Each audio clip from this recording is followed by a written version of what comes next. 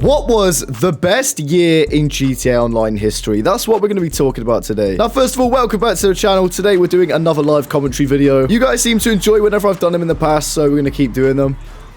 Holy shit, that was kind of smooth. But yeah, we're talking about what the best year in GTA Online history is. And I might have put it in the thumbnail or the title already. But this is something we often talk about on stream. And then whenever we get into it, I will genuinely sit there for like 20 minutes talking about how good this year was. Also, by the way, this is the Tampa GT. It is the prize ride vehicle this week. It is genuinely such a pleasure to drive just because, I don't know, like all the powers in the back wheels, it doesn't feel like any other vehicle in the game. Oh, he got the Lamborghini Urus. Damn, okay. Mate, I think the winter's passed. But before we talk about the best year in GTA Online, if you're not already, please do subscribe to the channel. We're trying to get 20k before GTA 6. And if you like this sort of video where I sit down and talk while playing the game, then please do drop a like to show me you like it. But first of all, obviously, it's important to note this is my opinion. And I'm going to start with the second best year in GTA Online history, which I believe to be 2020. Now, to me, when considering the best year in GTA Online, it's important to note a couple of things. For me, I'm mainly going off of updates, right? And there's a big part to play in the year I'm about to mention, but I think another big part is also community sentiment. So for example, 2025, I mean, the first update, it was a bit crap, right? But the second update,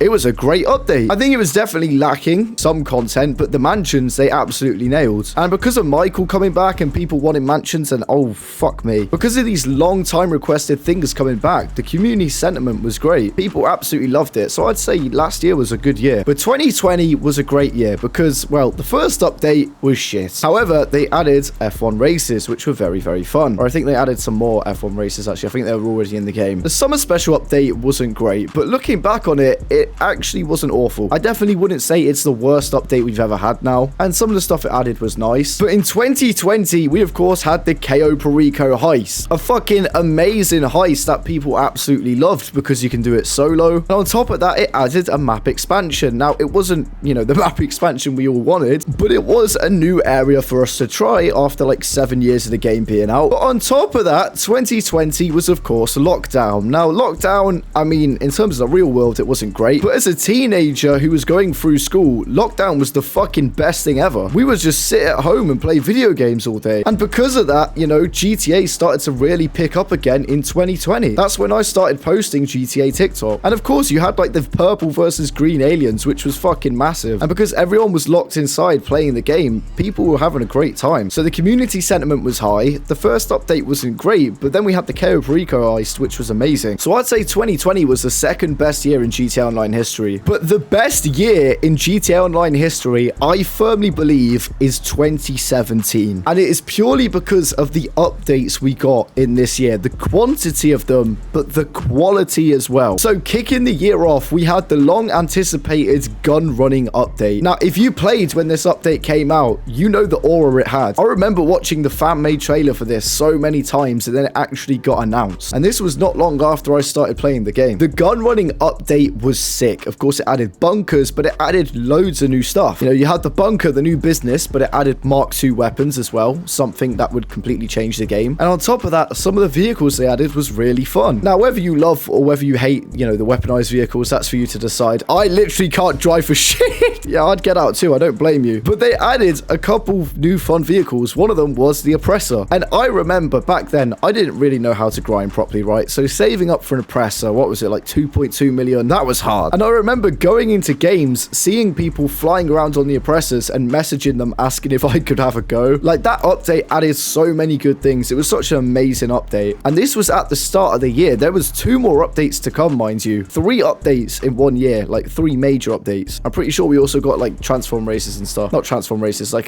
special races. I don't know. But then update number 2 was an even more requested update, which was hangars and an aircraft update. Before this, the only aircraft you could have was Pegasus vehicles, and you'd have to call them in, pay $200 each time, and go to like a helipad or a runway. Now you could own hangars, and you could go into the military base for the first time without having to, you know, cops turn blind eye or fight the police. You could own hangars. There was loads of new aircraft you could buy, a new business, which was really fun. Like, it's not the best way to make money, but it was another way to make money, and it was a ton of fun. And yeah, of course, the main star of the show was the aircraft they added and all the customization for them. A very long requested update. So far into 2017, 2018, you've had the gun running update, added new weapons, new vehicles, a new business. And then the hangar update, added new aircraft, a new business, new stuff. And then you had the hangar update, added finally more aircraft, the ability to customize them, hangars. What a great update. Now, these days, and to be honest, in most years of GTA Online, maybe even every year apart from 2017, I'm not sure, we usually just get the 2 updates a year and that's it. But no. 2017 had another trick up its sleeve. What the fuck are you doing there? Because ending the year off, they added another heist update in the form of the Doomsday Heist. People absolutely loved heists when they came out, and finally, we were getting more. 3 brand new heists, and on top of that, these heists were being able to be completed with 2 people. You didn't have to have a 4-man squad, which was a great change. Now, these heists, I do think, are some of the weaker heists in the game, but they were a ton of fucking fun to play through. Buying a facility, meeting up with Lester, Avon Hertz, Agent 14, and we'd literally saved the world, and there was a whole like plot twist with the Act 2 and Avon going rogue. It was a really fun storyline and a ton of fun to play through, and people still play them to this day. And on top of that, we got loads of new vehicles for better or for worse. You know, the facilities were cool as fuck, but we did start to get some wacky vehicles like the jetpack. I mean, obviously we already had the oppressor, but it was this update where it started to go downhill. You know, we had the flying cars, the jetpacks. We did also get some more realistic vehicles like the Kanjali, the Osprey, and the Avenger. There is no denying this is kind of when, you know, the futuristic vehicles would take over, which you might love them, you might hate them. But the point is, in 2017, we got 3 fantastic updates. Like, these updates really hold up even to today because they changed the game in something that doesn't just affect it for, you know, a week or 2 like the updates now, but these would change the game forever. You know, Mark II weapons, vehicles we still use, heists we still do. The bunker came out in 2017 and I'm still using it to make money. Not a lot of updates can have that sort of aura, so to do 3 of them in the 1 year, that's crazy. And on top of that, 2017 was just overall a very good year for gaming. Like, granted, I think this is when Fortnite came out, so a lot of people start to head over there, but I think for the whole, GTA Online was in a good place back then. But yeah, that is why I believe 2017 was the best year in GTA Online history. Now, obviously, you might disagree, and that is completely fine. This is... Oh, fuck. I can't believe that's just fucking happened. I'm telling you, the Tampa GT's unlike anything I've ever drove. But yeah, this is purely my opinion, and you may disagree, and that's completely fine. And I'd love to hear what you think is the best year down below. But yeah, I thought just because we speak about it so many times on stream, I may as well turn it into a video. And of course, if you do like this sort of video where I just waffle while I play the game, then please do drop a like. Yeah, we also might be dropping another video today on the second channel, so if you're not already, please follow over there. But yeah, thank you all for watching, and I hope to see you guys in the next one. Take care.